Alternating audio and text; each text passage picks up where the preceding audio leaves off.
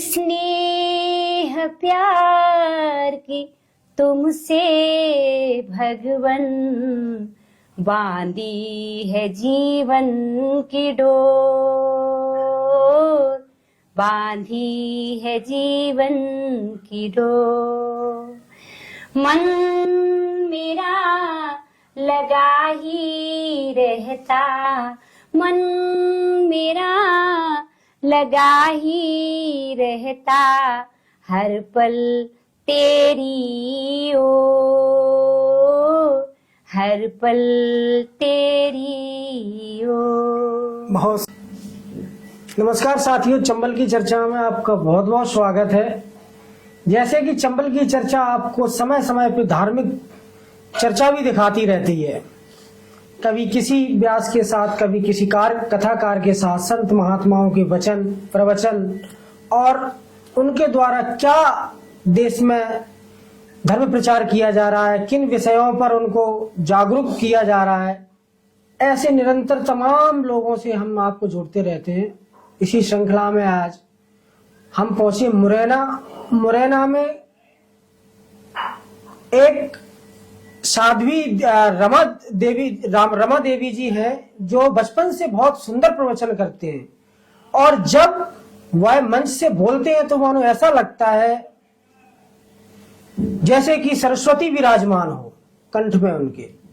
बड़े तीखे स्वर में भजन का गायन हो, श्लोक भागवत के श्लोक हो, रामायण की चौपाई हो, बड़े सुंदर शब्दों में कहते हैं। कोई बनावटी दिखावटी कोई चीज नहीं, बिल्कुल जो होना चाहिए सनातन के प्रचार के लिए वो सारा कुछ। आइए आपको मिलवाते हैं साध्वी रमा देवी जी से। दीदी, आपका बहुत बहुत स्वागत है हमारी चंबल की चर्चा में। जी, जय सिया राम। जय सिया राम। जय सिया राम। मैं जैसे कि आपकी कथा देखता रहता हूँ, तमाम आप धार्मिक आयोजनों के माध्यम से जनता को जागरूक करते रहते हैं। यही एक और देखा जाता है कि अधिकतर लोग युवा पीढ़ी में जहां पर अंग्रेजी जो सभ्यता कही जाए उसको अपना रहे हैं। आपने बाल काल से ही धार्मिक होकर के भजन पूजन, कथा का वाचन हो, कथा का गायन हो, आपने यह मार्ग अपनाया। कहां से आपको बाल काल में ऐसी प्रेरणा मिली कि हमको इस मार्ग में चलना चाहिए? भगवत मार्ग पर चलने के लिए सर्वप्रथम अपना परिवार और माता पिता का श्रेय होता है। यदि हमारा परिवार में भगवत भजन होता हो और हमारे माता पिता हमें धर्म की ओर, भगवान की पूजा है, भगवान की आराधना है, पाठ है, तो ऐसे ही हमारे पिताजी नित्य गीता का पाठ और श्रीमद् भागवत कथा नित्य अध्ययन हमको कराया करते थे, स्वयं भी करते थे। तो जैसे छोटी सी अवस्था थी, बड़े होकर के बस पिताजी के सामने बैठ जाते, तो उन्होंने जब तक गीता जी का पाठ नहीं कर लिया, यमनाष्टक है, श्रीमद् भागवत का पाठ है, तो बस छोटी सी अवस्था में और उन्हीं के साथ में अध्ययन करते करते करते करते, तो कहते नहीं है माता पिता मनुष्य के सबसे पहले गुरु होते हैं। बिल्कुल। और जिसके प्रति माता पिता का ऐसा संग मिल जाए तो भगवत मार्ग में आने के लिए सर्वप्रथम श्रेय होता है माता पिता का। तो हमने तो अपने जीवन में जो भी भक्ति पाई है माता पिता से पाई है। और हमारे अब तो पिताजी नहीं हैं, लेकिन पिताजी को हमने अपनी आंखों से देखा। जब भी रात्रि के समय हमारी नींद खुलती तो पिताजी चारपाई पर बैठ करके बस भजन करते, और जब वो प्रभु के पास गए तो कहते हैं कि कुछ नहीं, सुबह खाया, दिन में आराम किया और बस राधा कृष्ण प्रभु, राधा कृष्ण प्रभु, राधा कृष्ण प्रभु में लीन हो गए। तो ये परिवार है। तो परिवार में कहते हैं ना, जिस देश जाति में जन्म लिया बलिदान उसी पर हो जाए। हमारी जाति क्या हो, हमारा परिवार कैसा हो, हमारे माता पिता कैसे हो, संस्कार हमें अपने परिवार से मिलता है। और जब घर में माता पिता के द्वारा, अपने परिवार के द्वारा जब संस्कार मिलता है तो व्यक्ति फिर वैसे ही समाज की ओर बढ़ता है। जी। और जब ऐसा समाज मिल जाता है तो व्यक्ति फिर समाज से उठ करके फिर तो वो जिले में और देश में जाकर के भगवत परायण हो करके और भगवत अब स्वयं को भी भगवत आश्रय में ले जाता है और अन्य जीवों को भी ले जाने की कोशिश करता है। लेकिन कुछ जनों पर विशेष कृपा होती है, जैसे आप अपने भाई बहनों में, 4 भाई बहनों में शायद सबसे छोटे हैं। जी। और लेकिन प्रभु की जो कृपा हुई वो आप पर ज्यादा हुई, क्योंकि आपने धर्म का मार्ग अपनाया। सब लोग भजन करते हैं, जब हमें हमारे परिवार में जब वैदिक कोई होते हमारे संस्कार हमें देते, लेकिन आपको विशेष कृपा आप पर रही, ऐसा मानेंगे, क्योंकि आपने बिल्कुल सनातन को ही अपनाया। साथ में आप शिक्षिका भी हैं। आपका जब हम देखते हैं मंचों पे तो बड़े शांत स्वभाव से, आजकल बड़ा जमाना हो गया है देख रेख का उसका, लेकिन आप साधारण तरीके से प्रवचन कर रही हैं, भगवत कथा सुना रही हैं। मैं अभी घर के बाहर आया तो मैंने उस पे भी देखा कि उस पे लिखा है प्रभु कृपा धाम। जी बिल्कुल। मतलब हर जगह सर्वत्र राम को देखना, ये भी बहुत बड़ी बात है। आप पेशे से शिक्षिका भी हैं, किस विषय की आप शिक्षिका हैं? हमारा क्या था कि संस्कृत में गीता जी का अध्ययन पिताजी करते थे तो हमने संस्कृत पढ़ना शुरू कर दिया। और हमारे जैसे अध्ययन का विद्यालय में भी अध्ययन काल में भी हमको संस्कृत पढ़ने के लिए मिलती थी। तो श्रीमद् भागवत है, श्रीमद् भगवत गीता है और वेद भाषा तो संस्कृत है। तो घर का ही जब पाठ करते थे, पढ़ना नहीं आता संस्कृत, छोटी सी अवस्था थी, लेकिन हिंदी और संस्कृत पढ़ते सरस्वती अपने आप कंठ में विराजमान हो जाती हैं। और जैसे ही हमने संस्कृत में देखा तो फिर हिंदी है, संस्कृत है, तुलसीदास जी को पढ़ते हृदय में तो भगवान कृपा कर ही देते हैं। पर उसके साथ साथ हमने आगे चल के देखा, साइंस में रुचि थी। जब इंटर किया हमने साइंस से, लेकिन हमारा विचार बदल गया और जैसे ही बीए की प्रथम वर्ष को प्रारंभ किया तो हमने संस्कृत लेकर के हमने कि हमको तो संस्कृत और हिंदी क्या विषय, अभिज्ञान, शाकुंतलम वगैरह, रघुवंशम वगैरह, ऐसा कुछ होता है क्या? यहाँ का अलग पैटर्न है? नहीं, इसमें क्या होता है कि जैसे अपन बीए का सब्जेक्ट लेते हैं तो उसमें फाउंडेशन रहता है, हिंदी और इंग्लिश तो कंपलसरी रहती है, और 3 अपना सब्जेक्ट ले लो, कोई भी ले सकते हैं अपन, पॉलिटिक्स, सोशियोलॉजी, हिंदी लिटरेचर, और उसमें संस्कृत भी होता है। एक ऐसा है ना, जैसे संस्कृत यूनिवर्सिटी से अगर कोई करता है तो उनकी जो पौराणिक जो पुस्तकें हैं, जैसे रघुवंश महाकाव्य है, मेघदूत है, में जाता है, अभिज्ञान शाकुंतलम है, मतलब वो एक ये जो बीए के बाद। तो मैंने जानना चाहा कि यहाँ मध्य प्रदेश बोर्ड में वही चीज लागू है या कुछ अलग? नहीं, ऐसा नहीं है। जीवाजी यूनिवर्सिटी ग्वालियर में जब तृतीय वर्ष बीए की डिग्री कंप्लीट करने के बाद एमए किया तो एमए में अपन क्या एक सब्जेक्ट से एमए डिग्री प्राप्त करते हैं, स्नातकोत्तर। तो उसमें क्या है कि अपन चाहे हिंदी साहित्य को ले लीजिए तो अब उसमें एक लेखक को लेते हैं। तो मानो हमारे तो तुलसीदास जी महाराज थे, तो हमने तुलसीदास जी महाराज को लेकर के और एमए कर लिया।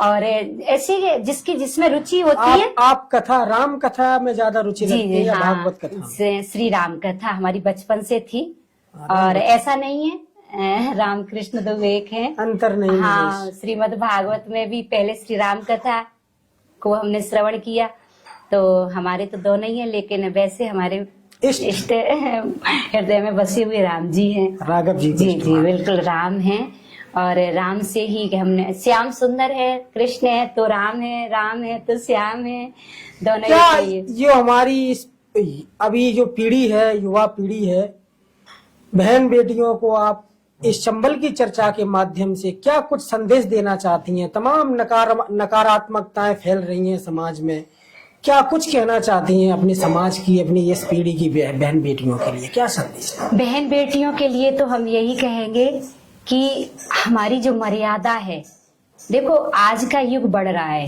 मतलब वैज्ञानिक युग है, और बदलते हुए युग में हमें भी बदलना चाहिए, लेकिन हमें शिक्षा में बदलाव लाओ। जैसे बहन बेटियों को पहले नहीं पढ़ाते थे, लेकिन अब बहन बेटियां अपने मतलब गांव से शहर में जा रही हैं, शहर से बड़े शहर में, और मतलब पढ़ लिख करके बड़े बनो, हर कार्य में बहन बेटी आगे हैं। लेकिन इतना नहीं है कि विदेशी संस्कृति के जो भी दृश्य हैं, जो हमारे समाज में, परिवार में हमें शिक्षा से विहित करें, शिक्षा से दूर करें, ऐसा हमें वो नहीं अपनाना चाहिए। और जो मर्यादा है, और मर्यादा के साथ ही हमारी बड़ी बड़ी वीरांगनाएं हुई, हमारी झांसी की रानी लक्ष्मीबाई हैं, अभी उम्र कुल 22 की थी, मनुज नहीं अवतारी थी, हम सबको जीवित करने आई वह स्वतंत्रता नारी थी।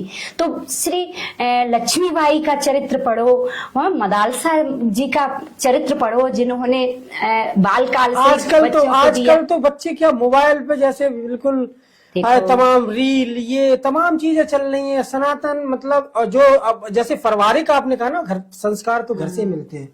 तो आप जो धर्म गुरु हैं, उनका मुख्य उद्देश्य क्या है कि समाज में कुरीतियों को दूर करके धर्म का प्रचार करना, धर्म की संस्थापना करना, ये सारी चीज चले। लेकिन आजकल क्या है कि जहां पे भी देखा जा रहा है, धर्म के प्रचार या भजन कथा कुछ कम, जो मतलब मूल चीज है उसको भूल करके दिखावा ज्यादा चल रहा है ज्यादातर। इस पर आप क्या कुछ कहना चाहते हैं? हर वस्तु के दो पहलू होते हैं। यदि हम किसी वस्तु का सदुपयोग करते हैं तो वो अच्छा है, और उसी वस्तु का दुरुपयोग करें तो वो बुरा है। अब लोग कहते हैं कि मोबाइल मोबाइल मोबाइल, लेकिन हमारा एक किसी का बेटा अमेरिका में है, अब जैसे ही माता पिता की याद आई बेटे को, तो मोबाइल से माता पिता को देख रहा है, बात कर रहा है। कितनी अच्छी मोबाइल है। आज हमारे समाज में बड़े बड़े संत हैं, जैसे हमारे पूज्य श्री बागेश्वर धाम जी महाराज हैं, श्री पूज्य हमारे परमानंद जी महाराज हैं, और प्रेमानंद जी महाराज हैं, ना जाने कितने कितने धर्म गुरु जिनको कहेंगे, जो आज हमें धर्म का उपदेश दे करके एक दर्पण का कार्य कर रहे हैं। तो हम कहेंगे कि मोबाइल बुरी है? नहीं, हम सब जाकर के वृंदावन में रह नहीं सकते, संतों का सानिध्य प्राप्त नहीं कर सकते, लेकिन हम मोबाइल के द्वारा सत्संग कर सकते हैं। खाते पीते सोते जागते किसी भी गीता ग्रंथ के श्लोक को हम मोबाइल से निकाल सकते, हम सत्संग सुन सकते हैं। कौन कहता है कि मोबाइल बेकार है? अपना विचार जो है वह बेकार है। मूल कहने का तात्पर्य कि जो आदमी के अंदर विचार जो चल रहा है, जो आप उसमें सर्च करोगे, जैसा आपके मन में विचार आएगा, अच्छा या बुरा, वैसा वो फल देगा। वस्तु बुरी नहीं, वस्तु का उपयोग करने वाला बुरा होता है। आज अध्यात्म को आपने अपनाया है। पाणी ग्रहण संस्कार नहीं आपने अपनाया। मतलब आदमी को क्या, जैसे कहते नहीं व्यक्ति, मतलब क्या करें जिससे बड़ी हलचल में आदमी लगा हुआ है, भागा दौड़ी में लगा हुआ है, मतलब क्या कुछ ऐसा अपनाया जाए जिससे उसको लगे कि हाँ मतलब सुकून है। मतलब क्या ऐसा कुछ भगवान के भजन से, जाप से, श्लोक जाप से क्या कुछ ऐसा अपनाना चाहिए व्यक्ति को? कभी मतलब देखो समय तो अल्प ही है, क्योंकि उसकी अपनी भी व्यवस्थाएं हैं, बिल्कुल उसको अपना परिवार भी चलाना है। मतलब हाँ, थोड़ा सा भगवान के प्रति थोड़ा अपना समर्पण करके क्या कुछ ऐसा कर सके जिससे आदमी को शांति या मन को शांति प्राप्त। देखो ऐसा है कि बताते हैं कि कलयुग में 1,00,000 वर्ष हुआ करती थी, त्रेता में फिर 1 0 कम हो गया 10 वर्ष, फिर द्वापर में 1 वर्ष कम हो गई 1000 वर्ष, कलयुग में और कम हो गया तो 100 वर्ष। अब 100 वर्ष की उम्र हम लोग ले पाते हैं या नहीं ले पाते, ये कोई निश्चित नहीं है। तो अब क्या है, हमें सबसे पहले कुछ नहीं करना है, हमने अपने जीवन में पाया है वो बोल रहे हैं कि एक तो हमारा खान पान शुद्ध हो, एक हमारी रहनी सहनी शुद्ध हो, और जब खान पान रहनी सहनी शुद्ध हो जाएगी तो हम भगवत परायण होकर के जो भी कर्म करेंगे, पढ़ना है, लिखना है, भजन है, पूजन है, और कलयुग केवल नाम आधारा, भगवान का कलयुग में तो केवल नाम है। और जब सच्चे मन से प्रभु का नाम लेकर के, भगवत आश्रय लेकर के हम कोई भी काम करते हैं तो वो सफल होगा। ऐसा नहीं है कि हम अंदर कुछ हो और बाहर कुछ दिखावा हो। और इसीलिए समाज में आज कहते हैं ना, समाज में यही सबके अंदर यही है कि करते तो हम बहुत कुछ है। भगवान से भक्ति भी यदि व्यक्ति करता है तो सौदागिरी करता है, बोले प्रभु हम ऐसा व्रत कर लेंगे, हमें ऐसा मिल जाए, मंदिर में जाएंगे तो, तीर्थों में जाएंगे तो ऐसा हो जाए, तो ऐसा उसमें नहीं है। शास्त्रों में लिखा है कि निष्काम सकाम भक्ति, निष्काम भक्ति, ये तो अलग अलग मार्ग है। बिल्कुल अब गृहस्थ जाता है तो उसको लगता है कि इस काम के लिए हम भगवान के सामने बोलेंगे तो लग जाएगा, शायद भगवान हमारा कुछ सुन ले। देखो, मांगो भगवान से, जिस प्रकार माता पिता से मांगने का हमारा अधिकार है, लेकिन ऐसा नहीं है कि माता पिता हमें ये चीज दे दे, वस्तु दे दे तो ही हम उनकी सेवा करेंगे, अन्यथा हम सेवा नहीं करेंगे। ये तो गलत है। तो ये प्रभु तो हम सबके परम पिता हैं, है ना। तो ये आपका कोई एक पसंदीदा ऐसा कोई भजन हो या श्लोक हो जो हमारे चंबल की चर्चा के दर्शकों तक आप पहुंचाना चाहें, क्योंकि आप जब स्वर में जब एकाग्र होकर के भजन को बोलते हैं तो मानो ऐसा लगता है जैसे कंठ में सरस्वती विराजमान होकर के एक स्वर निकलता है, आनंदित करने वाला रहता है। एक आपका भजन हमारे चैनल पे भी एक वायरल हुआ तो लगभग 2 घंटे में उसमें हजारों व्यूअर आए। तो कोई ऐसा अपना जो आपको लगता हो कि ये भजन कीर्तन जो भी आपका पसंदीदा हो। भगवान की शरण तो सब लेते हैं और भगवान का नाम भी सब लेते हैं, पर भगवान से यही प्रार्थना करना चाहिए कि हे प्रभु, हरि दर्शन बिन बीते किते दिन, हरि दर्शन बिन बीते, हरि दर्शन बिन बीते किते दिन, हरि दर्शन बिन बीते। हमारा समय बिल्कुल बीता चला जा रहा है और कभी ये नहीं सोचा कि प्रभु हमारा समय सब निकलता जा रहा है, हम भगवान कब मिलेंगे। जब अंदर से ऐसी पुकार हो उठती है तो भगवान फिर जल्दी सुन लेते हैं। और भगवान को प्राप्त करने के लिए ये नहीं कि समय का इंतजार करे, भगवान की जब हृदय से पुकार होती है तो भगवान अवश्य मिलते हैं। और बस प्रभु से तो यही प्रार्थना करना चाहिए कि हे प्रभु, बस आप मिल जाएंगे तो संसार में फिर और कुछ नहीं चाहिए। तो जब अब भगवान कैसे मिलेंगे, जब भगवान से हमारे मन की ये पुकार होगी। तो भगवान के लिए हम तो खुद भी गुनगुनाते रहते हैं, भक्तों से भी यही कहते हैं कि प्रभु से तो यही कहो कि हे प्रभु, कि हम जब आपकी शरण में आ गए हैं तो बस आप हमें अपना लीजिए।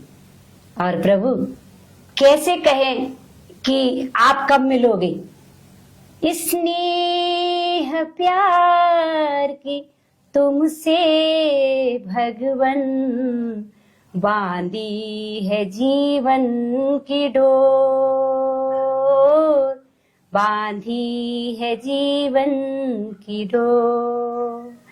मन मेरा लगा ही रहता, मन मेरा लगा ही रहता, हर पल तेरी ओर, हर पल तेरी ओर। बहुत सुंदर आपने भाव व्यक्त किया, सब कुछ अच्छे से समझाया आपने। अब हम जैसे कि हमारे जो चंबल की चर्चा की टीम है, आप देखते रहते हैं, आपकी भी कथा को हम लाइव हमने दिखाया है जी। अध्यात्म को बढ़ाने के लिए तमाम जगह जाकर के हम काम करते हैं, हमारी टीम काम करती है। चंबल की चर्चा के लिए आप क्या शुभकामनाएं प्रेषित करना चाहती हैं? हम तो यही कहेंगे कि देखो, हमको जीवन में ऐसा कार्य करना चाहिए जिससे यह लोक भी बन जाए और परलोक भी बन जाए। तो आजकल व्यक्ति क्या है, खाने पहनने की दौड़ में हाय पैसा, चारों तरफ पैसा के लिए झूठ बोलता है, कपट करता है, भाई भाई पर धोखा देता है। हर व्यक्ति के सुख मिल जाए, पैसा मिल जाए।